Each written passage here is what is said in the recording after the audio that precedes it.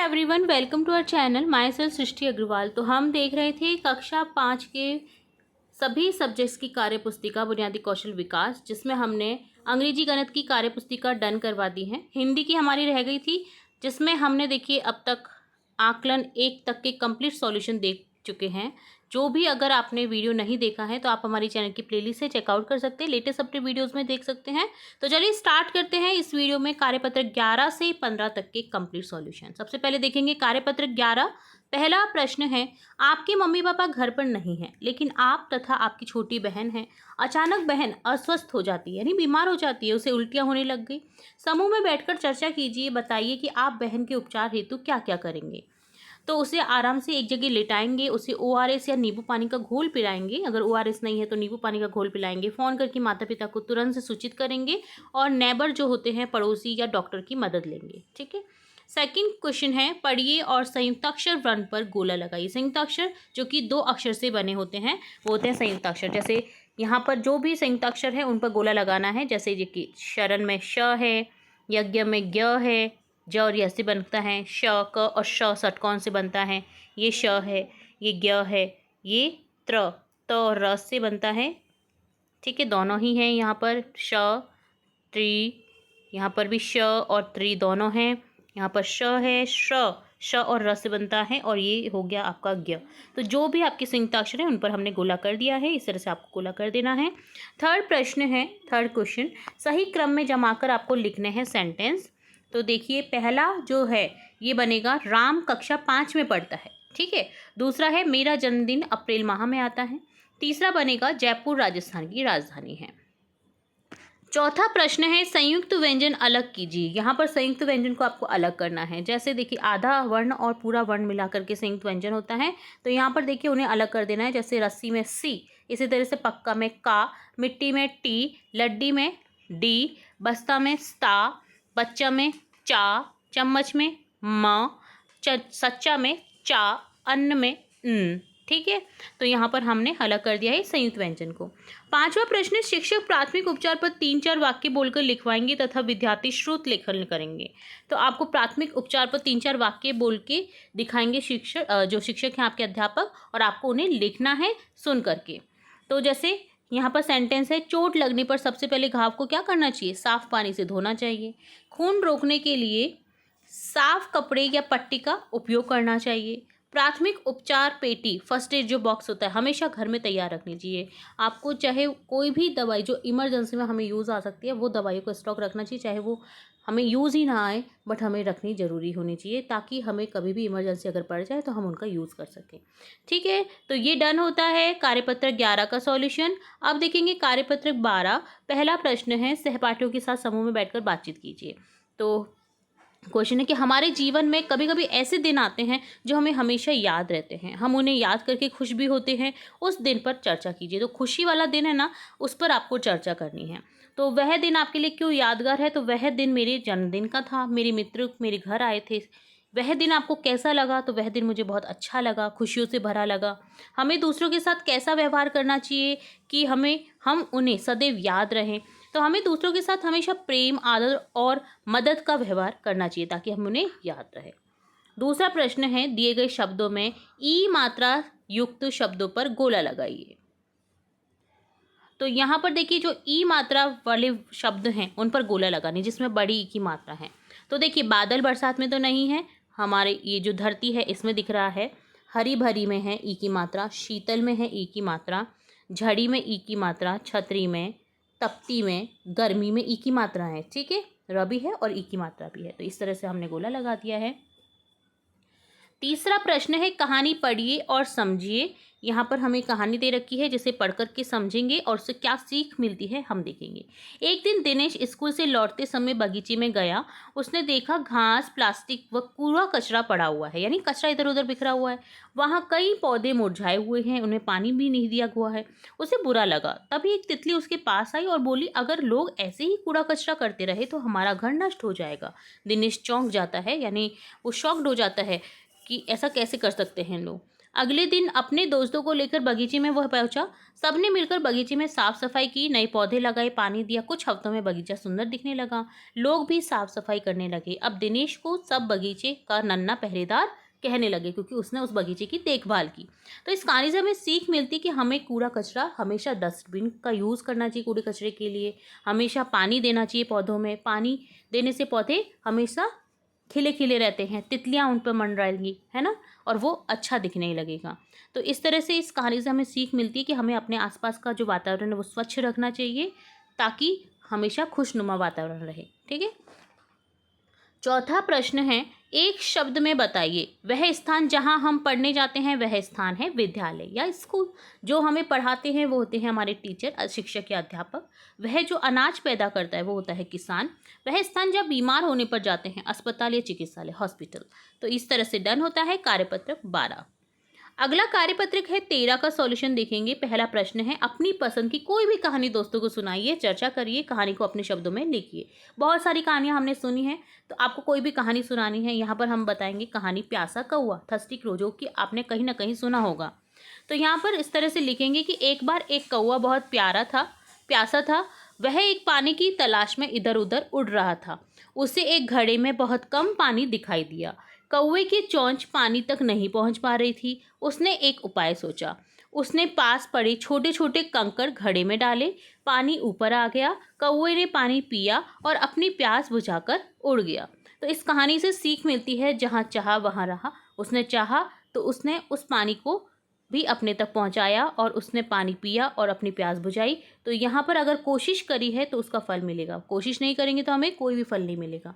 तो इस तरह से इस कहानी से हमें ये सीख मिलती है। आप कोई भी कहानी यहाँ पर सुना सकते हैं, उससे मिली सीख यहाँ पर लिख सकते हैं। दूसरा प्रश्न है, पढ़िए और र वर्ण रेफ की पहचान कर गोला लगाइए। देखिए, र के 4 प्रकार होते हैं। यहाँ पर उन पर गोला लगाना है आपको, जो भी आपको र के प्रकार दिख रहे हैं। जैसे रमेश में र है, ठीक है, सिंपल र जो कि हम देखते हैं। अब देखिए, र वर्ण है और रेफ देखिए यहाँ पर कार्य में य पर है। इसी तरह से म में है, इसी तरह से म में है, इसी तरह से यहाँ पर ये वाला ग्रह है जो है, ये भी र का प्रकार है। एक ये र का प्रकार है, एक ये र का प्रकार है, एक ये र का प्रकार है, एक ये र का प्रकार है और एक ये र का प्रकार है। जो भी र के प्रकार है हमने उन पर गोला लगा दिया है। तीसरा प्रश्न है, अशुद्ध शब्दों को शुद्ध करके लिखिए। अशुद्ध शब्द दे रखे हैं, शुद्ध करके हमें लिखना है। चिड़िया का हो जाएगा चिड़िया, छोटी की मात्रा आएगी यहाँ पर। नीला, नीला। पूछताछ, राजस्थान, स आधा रहता है। धरती में ई की मात्रा बड़ी रहती है। गिलास में ग में ग जो है उसमें छोटी की मात्रा आएगी, गिलास होता है। गिलहरी, साइकिल, पाठशाला। चौथा प्रश्न है, प्रश्नों के उत्तर कार्यपत्रक 12 की कहानी के आधार पर लिखिए। तो आपने कहानी तो देखी है, जिसमें हमने देखा कि कूड़े कचरे को हमें डस्टबिन में डालना चाहिए और अपने आसपास का वातावरण स्वच्छ रखना चाहिए। तो उसी कहानी के आधार पर हम यहाँ पर आंसर करेंगे कि आपके आसपास कूड़ा कचरा दिखाई दे तो आप क्या करेंगे। हम उस कूड़े कचरे को उठाकर तुरंत कूड़ेदान अर्थात डस्टबिन में डाल देंगे। तितली की जगह आप होते तो क्या करते? तितली की जगह यदि मैं होता तो रंग बिरंगे फूलों पर बैठता और बाग में आज़ादी से उड़ता।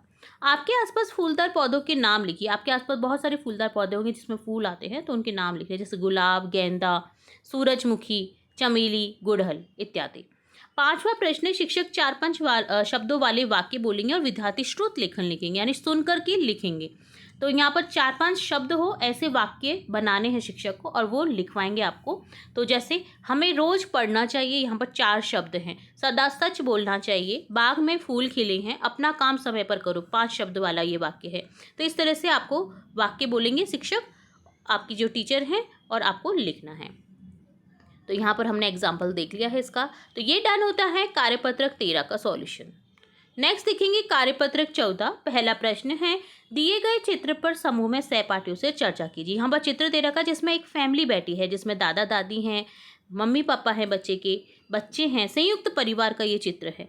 घर का आंगन है जिसमें ये बैठे हुए हैं, बातचीत कर रहे हैं। तो देखिए, इस चित्र में आपको क्या क्या दिखाई दे रहा है, नाम लिखिए। जैसे दादा दादी बुजुर्ग है, वो बैठे दिखाई दे रहे हैं। माता पिता, बच्चे, संयुक्त परिवार, एक साथ बैठा हुआ परिवार दिख रहा है। घर का आंगन यानी कमरा दिख रहा है जिसमें ये लोग बैठे हैं। दूसरा प्रश्न है, दिए गए शब्दों को पढ़ करके सहपाठी को सुनाइए। परिवार, रिश्ते, तो ये आपको सहपाठी को पढ़ करके सुनाने हैं, ठीक है।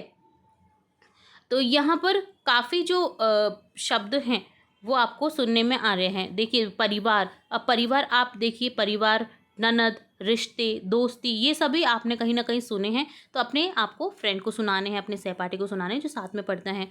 प्रचलित, संस्कृति, परदादा, दादा की जो दादा होते हैं उन्हें क्या कहते हैं? परदादा।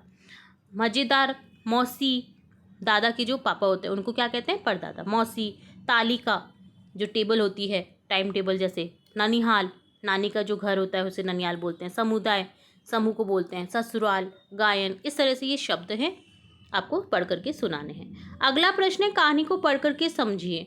तो यहाँ पर देखिए कहानी पढ़ेंगे।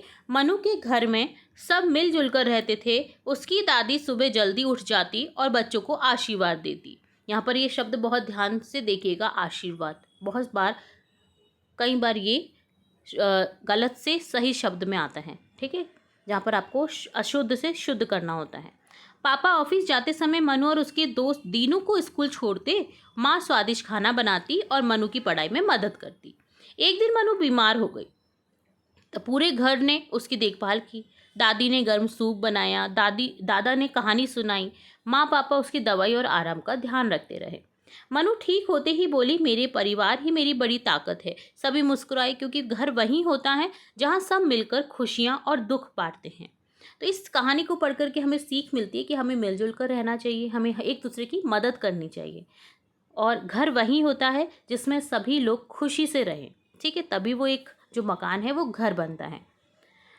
चौथा प्रश्न है, शिक्षक की मदद से आप अपने परिवार का वंश वृक्ष बनाएं। वंश वृक्ष यानी पारिवारिक आपको वृक्ष बनाना है, ठीक है, जिसमें आपको दर्शाना है अपने ग्रैंड पेरेंट्स को, देन आपके मम्मी पापा आ जाएंगे, आपके कोई अंकल आंटी है वो आ जाएंगे। इसी तरह से जो बच्चे हैं, जैसे आपकी मम्मी पापा के आप हैं भाई बहन, तो आपके नाम आ जाएंगे, ठीक है। इसी तरह से जैसे चाचा चाची जी के जो बच्चे हैं उनके नाम आ जाएंगे। तो यहाँ पर एक आपको ये फैमिली ट्री बनाना है इस तरह से, और ये डन होता है आपका कार्यपत्रक 14 का सॉल्यूशन। अगला देखेंगे कार्यपत्रक 15। पहला प्रश्न है, होली का त्योहार आप कैसे मनाते हैं, लिखिए। तो देखिए आपको होली का त्यौहार तो पता ही है कितना मज़ेदार होता है, सभी को पसंद आता है। तो आप कैसे मनाते हैं वो लिखना है। हम सब मिलकर होली का त्यौहार बहुत धूमधाम से मनाते हैं। इस दिन हम एक दूसरे को रंग गुलाल लगाते हैं। घर में गुजियाँ और विभिन्न प्रकार की मिठाई बनाई जाती हैं। दूसरा प्रश्न है, दिए गए शब्दों में से अनुस्वार वाले शब्द छांट करके लिखिए। तो देखिए यहाँ पर अनुस्वार वाले जो शब्द हैं बिंदु वाले, वो आपको अलग करने हैं। जो 15 यहाँ पर टोटल शब्द हैं, जैसे चंचल, रंग, रंग बिरंगे, जंगल, धुलंडी जो होली के बाद में आती है जिसमें हम कलर से खेलते हैं इसे, ठीक है, कंगन, प्रसंग हो गया, बसंत हो गया, चंदन, अंग, अंगद, बजरंग, भंग, दंग, संग, ये सभी क्या हैं? अनुस्वार वाले शब्द हैं। तीसरा प्रश्न है, प्रश्नों के उत्तर आपको कार्यपत्रक 14 की कहानी के आधार पर देने हैं। हमने देखा घर में मिलके हमें रहना चाहिए, तो उसी कहानी के आधार पर हमें उत्तर देना है। बच्चों को आशीर्वाद कौन कौन देते हैं? बच्चों को आशीर्वाद घर के माता पिता, दादा दादी, बड़े बुजुर्ग देते हैं। आपके घर में कोई बीमार होता है तो आप उसकी देखभाल कैसे करते हैं? तो हम उन्हें समय पर दवा, पौष्टिक भोजन देते हैं तथा आराम का ध्यान रखते हैं। मेरा परिवार ही मेरी सबसे बड़ी ताकत है। मनु ने ऐसा क्यों कहा? क्योंकि परिवार के सभी सदस्य मुसीबत में साथ खड़े रहे उसके, और मिलकर खुशियाँ और दुख बांटते हैं उसके परिवार के लोग, इसलिए उसने कहा ऐसा कि मेरा परिवार ही मेरी सबसे बड़ी ताकत है। चौथा प्रश्न, नीचे दिए गए मुहावरों के अर्थ लिखिए। आंख का तारा होना, बहुत प्यारा होना, जैसे मेरी जो बेटी है वो मेरी आंख का तारा है। जैसे को तैसा, अदले का बदला करना, जैसा व्यवहार कर रहा है सामने वाला आपको भी वैसा व्यवहार करना चाहिए, है ना। बुरे के साथ में बुरा, अच्छे के साथ में अच्छा। गागर में सागर, थोड़े शब्दों में बहुत बड़ी बात कहना, ठीक है। पांचवा प्रश्न है, शिक्षक 4-5 शब्द वाले 2 वाक्य बोलेंगे, विद्यार्थी श्रुत लेखन लिखेंगे, यानी आपको सुन करके लिखना है 4-5 वाले शब्दों वाले वाक्य। जैसे पहला वाक्य है, हमें सदा सच बोलना चाहिए। यहाँ पर 5 शब्द से बना ये वाक्य है। वाक्य 2 में है, मेरा भारत देश महान है, यहाँ पर भी 5 शब्द हैं। तो यहाँ पर इस तरह से आपको ये लिख देना है। तो ये डन होता है कार्यपत्रक 15। तो यहाँ पर इस वीडियो में हमने देखा कार्यपत्रक 11 से 15 तक के सॉल्यूशन। नेक्स्ट वीडियो में हम अगले कार्यपत्रक देखेंगे। तो जुड़े रहना है आपको अपने चैनल स्कूल राज थ्योरी के साथ। फिर मिलेंगे एक बार नई वीडियो के साथ, ताकि आपको मिलते रहे और भी यूजफुल वीडियो जो आपकी कक्षा से रिलेट हो, एग्जाम से रिलेट हो। तो फिर मिलेंगे एक बार नई वीडियो के साथ, तब तक के लिए धन्यवाद।